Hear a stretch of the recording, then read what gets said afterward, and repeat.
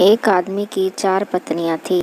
वह अपनी चौथी पत्नी से बहुत प्यार करता था और उसकी खूब देखभाल करता। वह उसको सबसे श्रेष्ठ देता।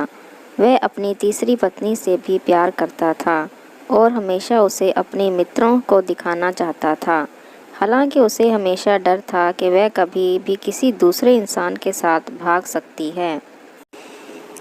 वह अपनी दूसरी पत्नी से भी प्यार करता था। जब भी उसे कोई परेशानी आती तो वे अपने दूसरे नंबर की पत्नी के पास जाता और वो उसकी समस्या सुलझा देती।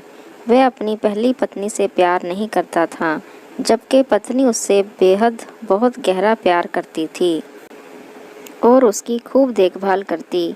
एक दिन वह बहुत बीमार पड़ गया और जानता था कि जल्दी ही वह मर जाएगा। उसने अपने आप से कहा, मेरी 4 पत्नियां हैं, उनमें से मैं एक को अपने साथ ले जाता हूँ। जब मैं मरूं तो वह मरने में मेरा साथ दे। तब उसने चौथी पत्नी से अपने साथ आने को कहा, तो वह बोली, नहीं, ऐसा तो हो ही नहीं सकता, और चली गई। उसने तीसरी पत्नी से पूछा तो वह बोली कि ज़िंदगी बहुत अच्छी है यहाँ। जब तुम मरोगे तो मैं दूसरी शादी कर लूँगी। उसने दूसरी पत्नी से कहा तो वह बोली, माफ़ कर दो, इस बार मैं तुम्हारी कोई मदद नहीं कर सकती। ज़्यादा से ज़्यादा मैं तुम्हारे दफनाने तक तुम्हारे साथ रह सकती हूँ। अब तक उसका दिल बैठ सा गया और ठंडा पड़ गया। तब एक आवाज़ आई, मैं तुम्हारे साथ चलने को तैयार हूँ। तुम जहाँ जाओगे मैं तुम्हारे साथ चलने को तैयार हूँ। तुम जहाँ जाओगे मैं तुम्हारे साथ चलूँगी। उस आदमी ने जब देखा तो वह उसकी पहली पत्नी थी। वह बहुत बीमार सी हो गई थी। खाने पीने के अभाव में वह आदमी पश्चाताप के आंसू के साथ बोला, मुझे तुम्हारी अच्छी देखभाल करनी चाहिए थी और मैं कर सकता था। दरअसल हम सबकी 4 पत्नियां हैं जीवन में।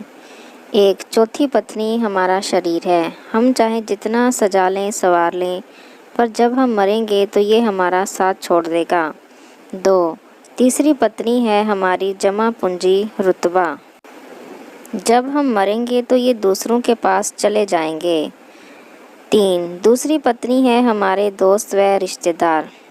चाहे वे कितने भी करीबी क्यों ना हो हमारे जीवन काल में, पर मरने के बाद हद से हद वे हमारे अंतिम संस्कार तक साथ रहते हैं।